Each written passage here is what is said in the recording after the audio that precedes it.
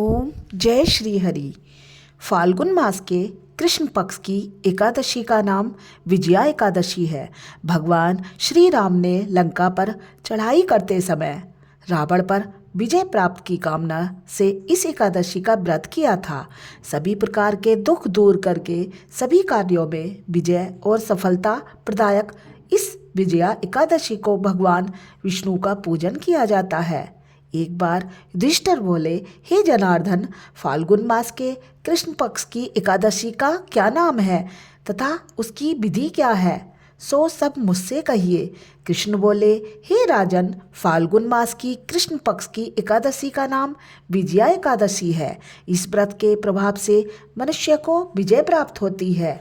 इस विजय एकादशी के महत्व के श्रवण व पठन से समस्त पापों का नाश हो जाता है। एक समय देव ऋषि नारद जी ने ब्रह्मा जी से कहा, महाराज, आप मुझे फाल्गुन मास के कृष्ण पक्ष की विजया एकादशी का व्रत विधि विधान बताइए। ब्रह्मा जी बोले, हे नारद, विजया एकादशी का व्रत पुराने तथा नए पापों को नष्ट करने वाला है। यह समस्त मनुष्यों को विजय प्रदान करने वाला है। अब मैं तुम्हें इसकी कथा सुनाता हूँ। त्रेता युग में जब मर्यादा पुरुषोत्तम श्री राम जी ने वनवास के समय श्री लक्ष्मण तथा सीता जी सहित पंचवटी में निवास किया, तब वहाँ पर रावण सीता का हरण ले गया। इस दुख से श्री राम जी तथा लक्ष्मण जी अत्यंत व्याकुल हुए और सीता जी को की खोज में चल दिए। घूमते घूमते जब वे मरणासन जटायु के पास पहुँचे तो जटायु उन्हें सीता जी का वृतांत सुनाकर मृत्यु को प्राप्त हो गया। कुछ आगे जाकर उनकी सुग्रीव से मित्रता हुई और उन्होंने बाली का वध किया। हनुमान जी ने लंका में जाकर सीता जी का पता लगाया और वहां से लौटकर श्री रामचंद्र जी से सब समाचार कहे। श्री राम जी ने सुग्रीव की संपत्ति से वानर सेना सहित लंका को प्रस्थान किया। जब श्री राम जी समुद्र के किनारे पहुँचे तब उन्होंने मगरमच्छ से युक्त उस अगाध समुद्र को देखकर लक्ष्मण जी से कहा, इस समुद्र को हम किस प्रकार पार करेंगे। लक्ष्मण जी बोले, हे पुरुषोत्तम, आप आदि पुरुष हैं, सब कुछ जानते हैं।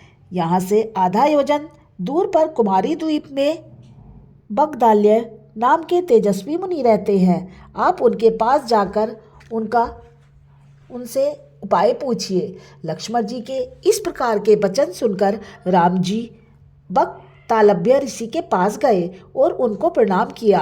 मुनि उनको पहचान गए। उन्होंने मनुष्य रूप धारण किए हुए मर्यादा पुरुषोत्तम राम जी से कहा, हे राम, आपका आना कैसे हुआ।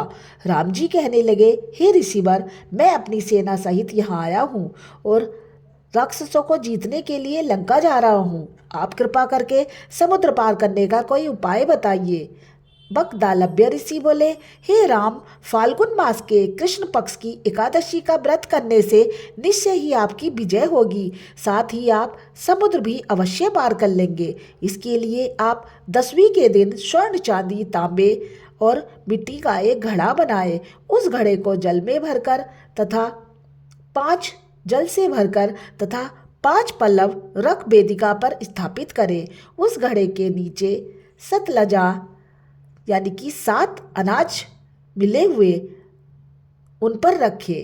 उस पर श्री नारायण भगवान की स्वर्ण मूर्ति स्थापित करें। एकादशी के दिन स्नान से निवृत्त होकर धूप, दीप, नैवेद्य, नारियल आदि से भगवान का पूजन करें। तत्पश्चात घड़े के सामने बैठकर दिन व्यतीत करें और रात्रि को भी जागरण करें। उसी प्रकार रात्रि को भी बैठे रहे। द्वादशी के दिन नित्य नियम से निवृत्त होकर उस घड़े को ब्राह्मण को दे दे। हे राम, यदि तुम भी इस व्रत को सेनापति सहित करोगे तो तुम्हारी विजय अवश्य होगी। श्री राम जी ने विधि पूर्वक इस व्रत को किया और इसके प्रभाव से दैत्यों पर विजय प्राप्त की। अतः हे राजन, जो कोई मनुष्य विधि पूर्वक इस व्रत को करेगा उसकी दोनों लोकों में अवश्य विजय होगी। श्री ब्रह्मा जी ने नारद जी से कहा, हे पुत्र, जो कोई इस व्रत को करता है या इस महत्या को सुनता है उसे वाजपेय यज्ञ का फल मिलता है और सभी कामों में उसको विजय प्राप्त होती है। जय श्री हरि भगवान की जय हो। जय श्री राम, जय श्री राम।